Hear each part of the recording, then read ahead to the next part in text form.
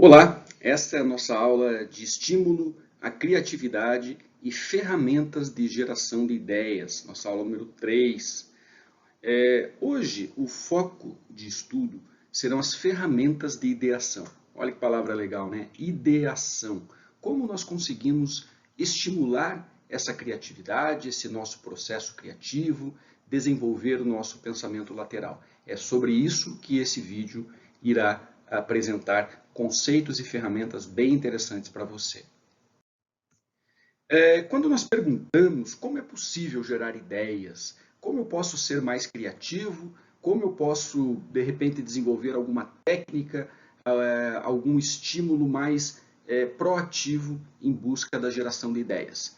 Nesse slide, vocês podem observar que é possível combinando elementos, combinando processos, combinando produtos, combinando serviços, enfim, o verbo combinar é algo que sempre facilita a nossa vida quando nós estamos presos em algum tipo de conceito onde a gente não consegue enxergar outra forma de inovar, outra forma de solucionar um problema.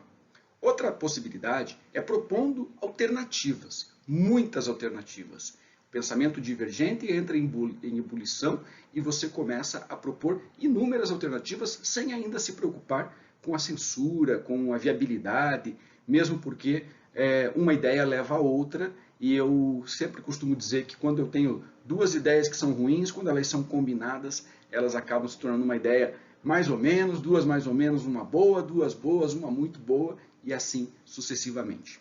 Pensando diferente do que aquilo que a gente está acostumado a fazer. Né? Sempre a gente pensa igual, até porque nossa formação, a nossa educação nos ensinou de uma forma, mas podemos estar um pouco mais atentos e pensarmos diferente, né, dos demais do grupo, e assim a gente consegue desenvolver mais a criatividade. Fazendo algo melhor, sempre buscando uma funcionalidade nova, uma forma nova de desenvolver, seja um produto, seja um serviço, seja um processo, solucionando problemas, reciclando. Quantas vezes nós ficamos presos em conceitos que são padrão e nós não reciclamos, né? Nós ficamos quase que numa zona de conforto. Melhorar alguma coisa é típico da inovação incremental, refletir em grupo ou individualmente, a reflexão. Nós podemos resgatar lá no pensamento lateral, no pensamento divergente, mas principalmente no processo criativo, que há aquela fase da incubação. Então, na fase da incubação, nós estamos refletindo, mas será que não conseguimos refletir de uma maneira mais sistêmica, né? De uma maneira talvez mais automatizada, mas proativa ao mesmo tempo? Então, deixa eu pensar aqui um pouquinho a respeito desse assunto. Não preciso dar resposta sempre na hora. A gente tem quase que um reflexo de sempre darmos as ideias na hora. Né? Aquilo quer dizer que a gente é bom, mas às vezes é interessante a gente dizer, olha, espera um pouquinho, eu vou refletir um pouquinho sobre isso, vou refletir um dia, 2 dias, não que você vai ficar 48 horas refletindo, mas aquilo vai estar ali no teu cérebro e você vai automaticamente aprender a fazer essa reflexão. E mais importante, o grupo também. O teu time pode aprender a refletir em grupo, sabe? O grupo mesmo, quando tiver num grau de maturidade, eles vão dizer, não, vamos pensar juntos aqui, vamos fazer uma reunião para a gente discutir, para a gente refletir, não chegar à solução ainda, mas refletir em grupo. Isso funciona muito bem. Falar, escutar. Quantas pessoas são mais, às vezes, tímidas ou retraídas e não falam? Sempre que a gente fala, a gente está refletindo em paralelo. Então é bem importante, mesmo que não seja a tua característica principal. Da mesma maneira, a pessoa que fala demais não escuta. Então escutar é muito importante porque você vai ter insights, você vai ter, na verdade, elementos que vão te ajudar a ter um insight. Então é bem importante.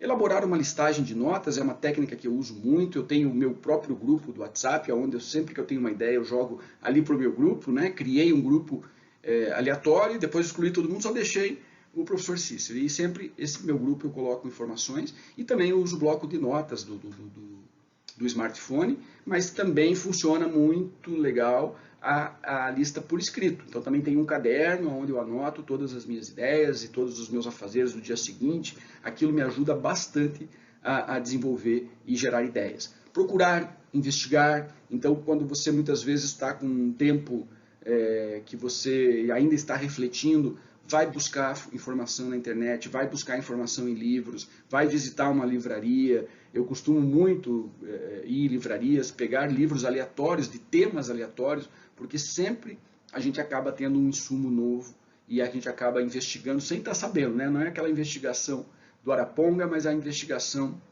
de estudo mesmo, de preparação para o processo criativo. Também tem uma frase muito legal, que é uma técnica, a técnica chamada E se? E se eu mudasse a embalagem do produto? E se eu conseguisse mudar a minha estratégia de vendas? E se eu for prospectar cooperados em determinada região? Então, esse E se, ele nos permite assim voar, né? Permite até por fim aqui viajar mesmo em todas as possibilidades. Quanto mais a gente explora um cenário, maior a possibilidade de gerarmos ideias. Então, até aqui, a gente tem formas de pensar, de agir, podemos até enxergar isso aqui como técnicas, como mindset, algo que se torna automático em cada um de nós. Muito bem, mas podemos procedimentar isso, mesmo porque, como a gente vai ter muitas ideias, o que vai acontecer? Vai acontecer isso aqui, ó. Você vai ter um funil de ideias. Esse funil, ele é muito amplo lá na boca, lá no início. Então, a gente vai jogar muitas ideias, vai gerar muitas ideias. Essas ideias elas vão sendo filtradas pela viabilidade, pelo momento, pela cultura, pela viabilidade financeira ou técnica. E lá no final, o que vai acontecer? O que acontece num funil? Ele faz com que lá no final a gente tenha uma filtragem. Esta filtragem vai trazer uma qualidade do produto final. Então, observem que nessa figura a gente tem inúmeras lampadinhas entrando na boca do funil, na cor branca. À medida que elas entram, elas vão sendo filtradas, combinadas, conectadas e, por fim, nós temos uma ideia que está amarela. Uma ideia que acendeu, uma ideia que nós nem sabemos mais se foi a ideia 1, 2, 3 ou 4. O fato é que a gente tem lá no final uma ótima ideia, uma ideia brilhante, uma ideia que vai se transformar numa inovação. E nada mais legal do que você ter na tua cabeça, aí também anota, coloca lá no teu grupo que eu falei, ou anota em um lugar de destaque, onde você sempre está passando, lendo, olhando. Se você tiver um grupo, uma equipe, melhor ainda, coloca na sala, assim, um cartaz bem bacana, né, mais bonito do que esse aqui, desse slide, dizendo o seguinte: a melhor forma de ter uma grande ideia é ter um monte de ideias. Quem disse isso foi Linus Pauling. Linus Pauling, um químico, né, onde tem aí inúmeras inovações que ele criou quando ainda era vivo, ativo no mundo da química orgânica, principalmente. Acredito que tem até ganho prêmios Nobel, né? Linus Pauling. Então, a melhor forma de ter uma grande ideia é ter um monte de ideias. Olha só que processinho interessante, né? Isso é uma filosofia, você vai ficar sempre com isso batendo no teu grupo, na tua equipe, na tua cooperativa. E isso vai se tornar sistêmico. Esse é o objetivo. Muito bem, vamos falar um pouquinho agora sobre as ferramentas, sobre as técnicas. Ferramenta é algo muito bom porque a gente padroniza. Então, falando de ferramentas, aqui eu apresento para vocês uma ferramenta. Como o próprio nome diz, né? Uma ferramenta de trabalho, uma ferramenta, quando a gente fala ferramenta, a gente pensa em algo físico. Então eu trouxe aqui esse canivete, que é bastante conhecido aí pelo Brasil todo, na verdade pelo mundo todo, que é o canivete suíço.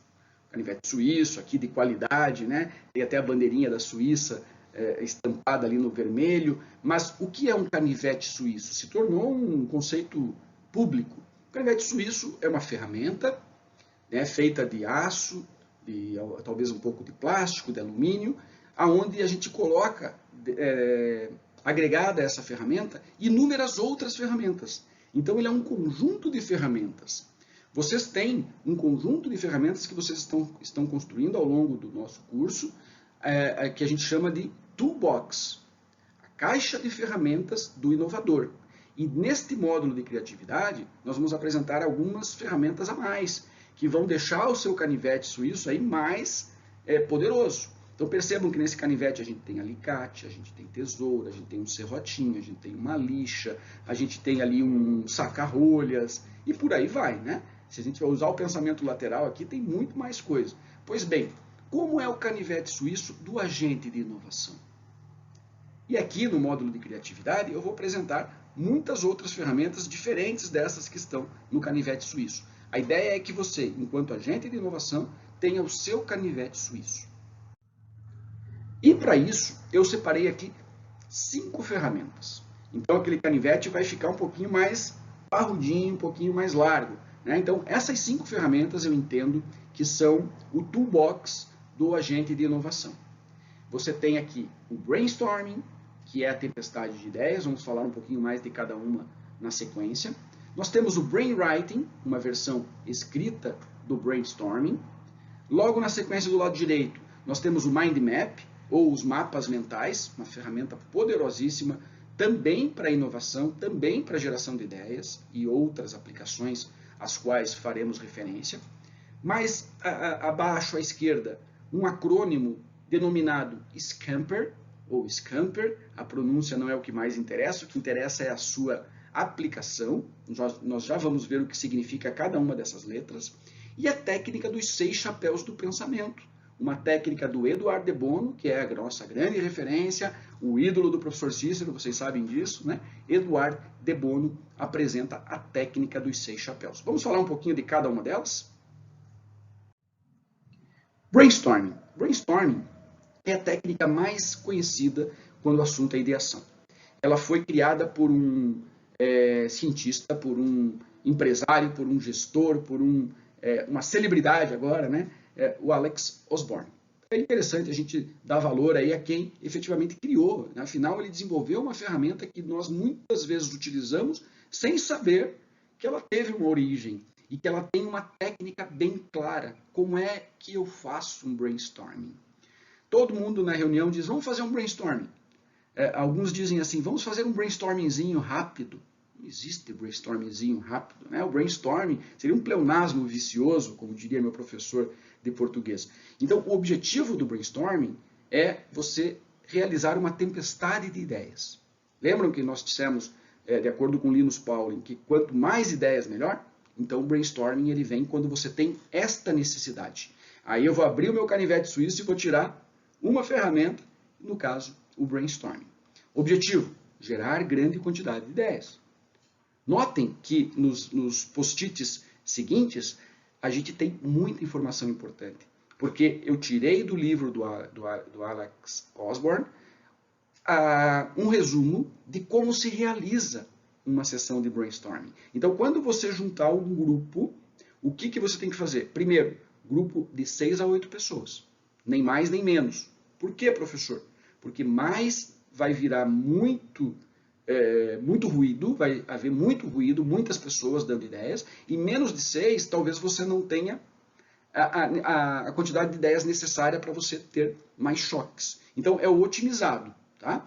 Mas eu posso fazer com menos de 6, professor? Pode, mas você não vai estar de acordo com as regrinhas do autor da ferramenta. Mas é possível você fazer brainstorming em 4, em 3 pessoas, em 2 pessoas. Eu vou te dizer que até individualmente. Só que você vai ter uma limitação. Quando eu tenho uma pessoa com 10 ideias, eu tenho 10 ideias. Quando eu tenho 2 pessoas com 10 ideias, talvez eu tenha até mais do que 20 ideias, porque muitas vão se combinar. Agora imagine isso por 3, por 4, por 5, por 6. Então é bem legal. Denomine, né, um coordenador, um facilitador, porque como vão ter muitas ideias, é interessante que essa pessoa não deixe o trabalho se perder, as ideias serem concentradas em uma ou outra pessoa. E também que esse coordenador, esse facilitador, não seja a mesma pessoa que anota as ideias. Portanto, ele pode elencar um secretário que vai ficar ou colando os post-its na parede, num formato hoje mais moderno de brainstorming, né? Ou pode ser até inclusive virtual, nas ferramentas colaborativas, ou então num quadro branco ou num quadro negro, até para aqueles que ainda utilizarem o famoso giz, né? Que a gente sempre viu aí nas escolas. Duração, entre 30 e 60 minutos, nem menos nem mais. porque senão menos você não vai explorar a quantidade possível de ideias, e mais de 60 você vai perder o foco. Então, você tem que determinar, liga um cronômetro e coloca, olha, vamos ter aqui 30 minutos, 40 minutos, 45, aí fica ao teu critério, né? Ou quando o facilitador, você, agente de inovação, perceber que as ideias começam a minguar, né? Ou que elas estão, ou necessita de mais ideias, você vai jogando ou para mais ou para menos. Trate um tema por vez. É muito comum você ir abrindo janelas no brainstorming. Não, o nosso foco aqui é resolver este problema. Então, guarde essa informação para um outro momento, para uma outra sessão de brainstorming. Dê um tempo inicial para que as pessoas conheçam o tema. Então, é bem comum você fazer brainstorming de surpresa.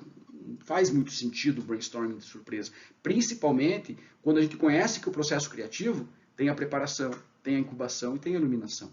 Então, se você avisar antes o teu grupo, olha, faremos amanhã um brainstorming para resolver o problema da inadimplência. Ah, legal. Então, você já coloca esse assunto, já coloca isso na pauta da reunião, porque as pessoas já vão começar a pensar sobre o assunto. Olha que legal.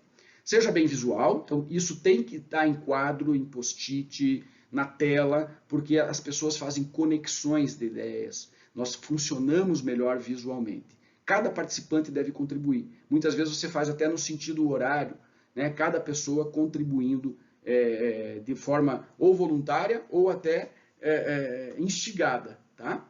E apenas no final da sessão, dos 30, 40, 50, 60 minutos, você classifica as ideias. Portanto, aqui um pouquinho mais das técnicas de como fazer um brainstorming.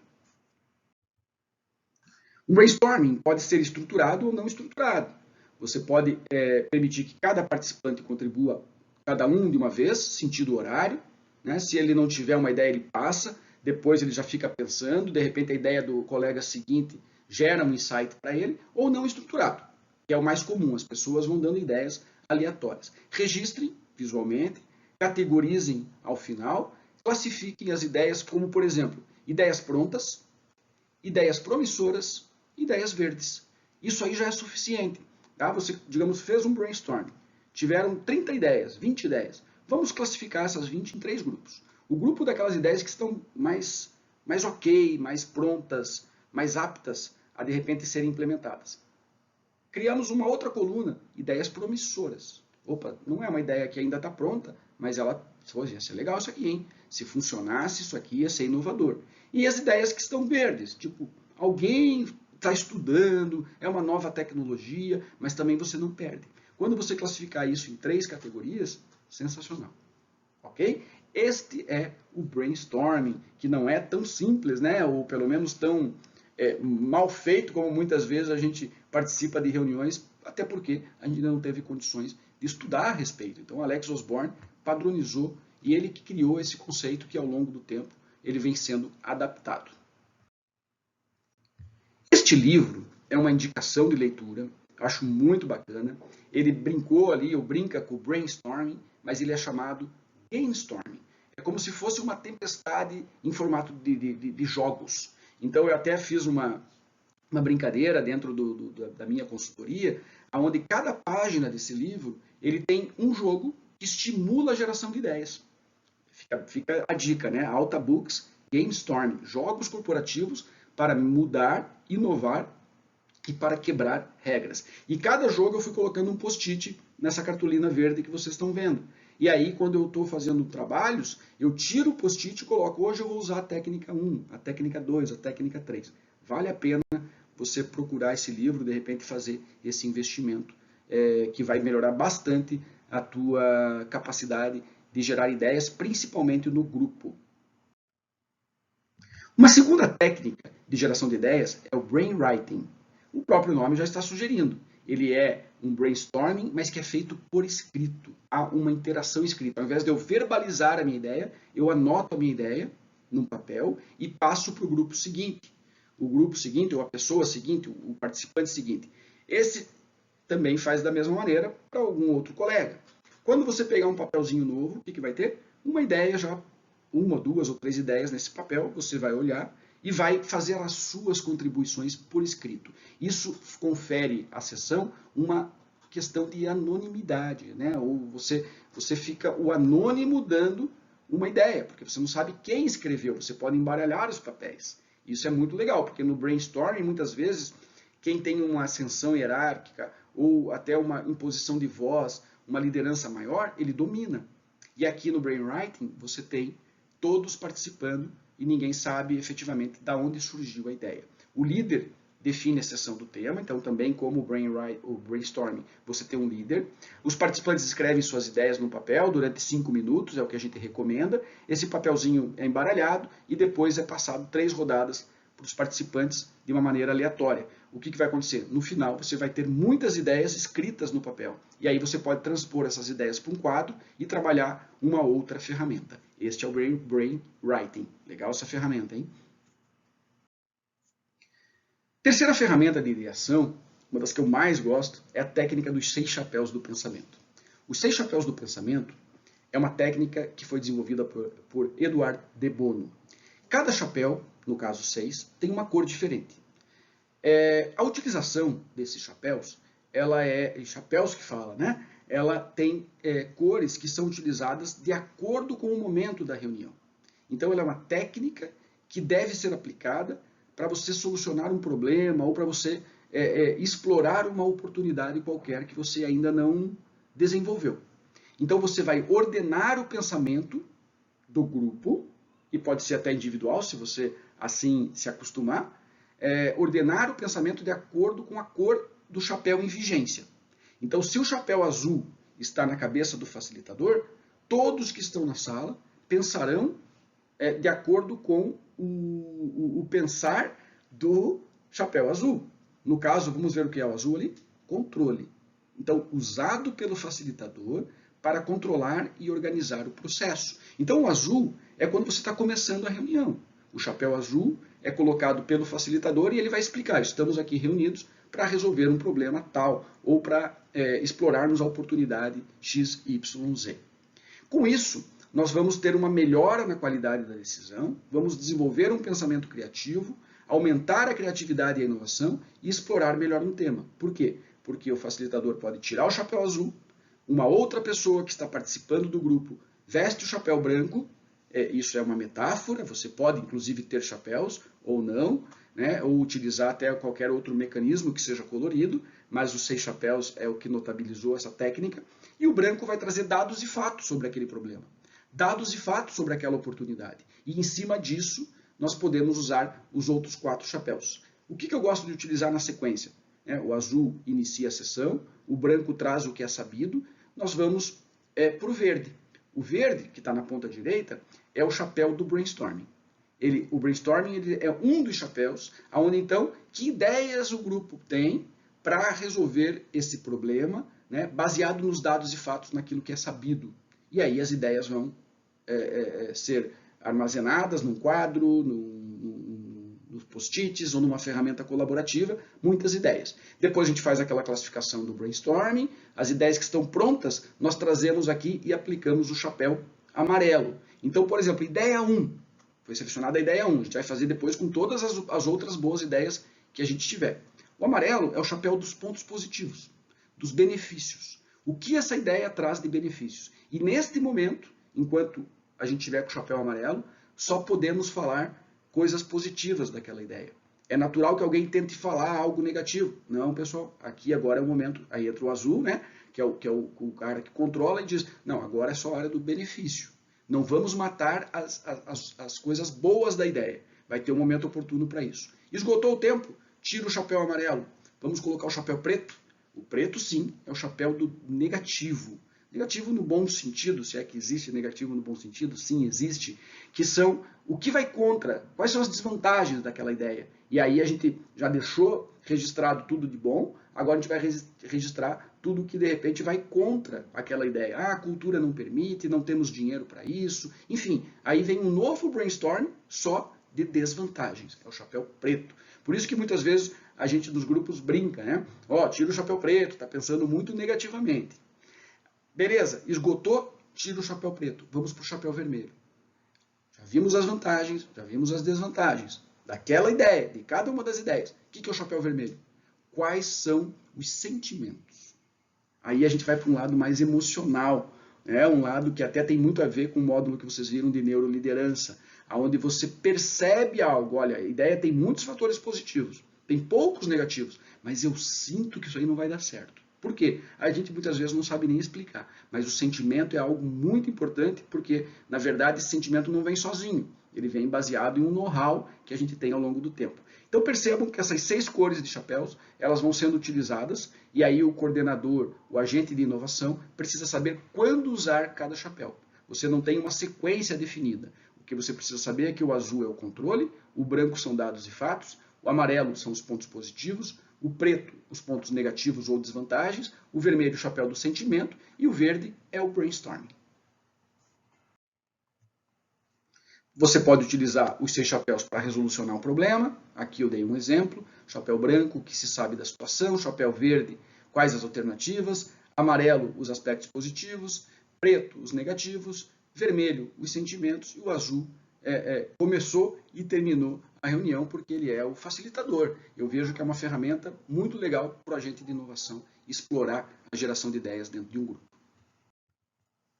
Técnica dos mapas mentais ou do mind map, criada por Tony Buzan. A pronúncia não importa tanto aqui no nosso momento, mas eu acho legal da gente trazer o crédito para quem criou essa ferramenta, que é fantástica. Os mapas mentais foram desenvolvidos em 1970. Já era nascido em 1970? O professor era, tinha um ano só, mas o professor já era nascido.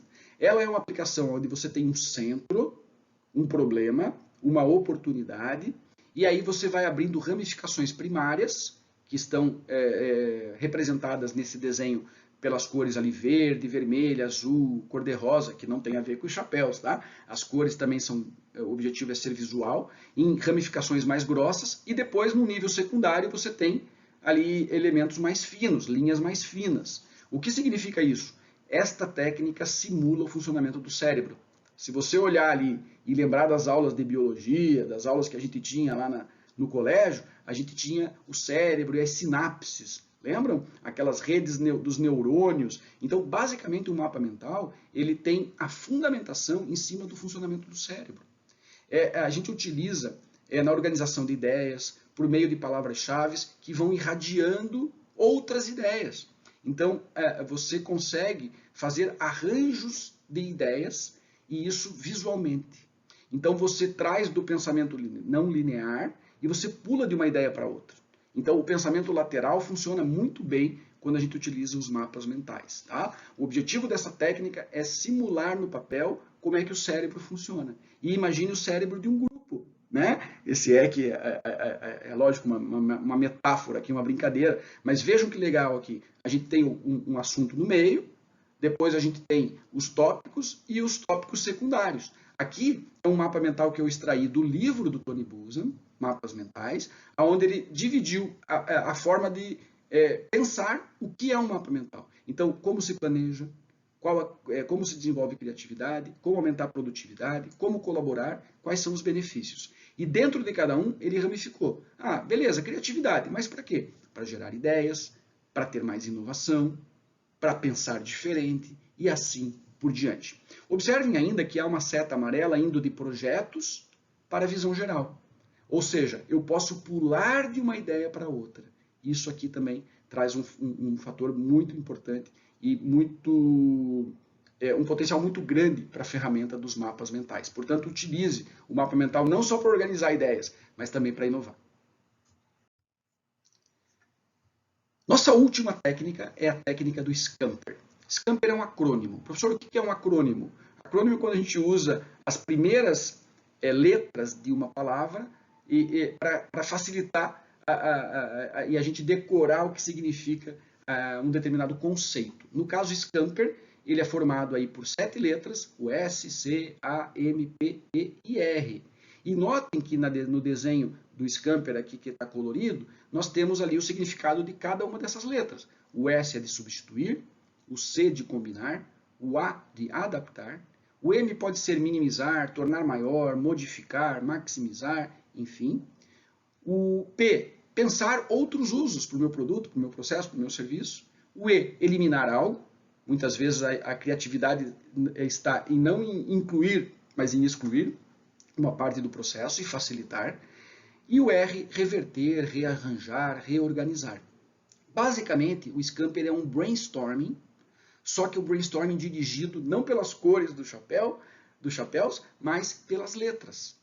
Então veja que legal, sempre que você tiver um produto, um processo, um serviço, uma oportunidade, você pode olhar para aquilo, reunir o grupo, ou até individualmente, e você pensar, o que eu posso substituir aqui?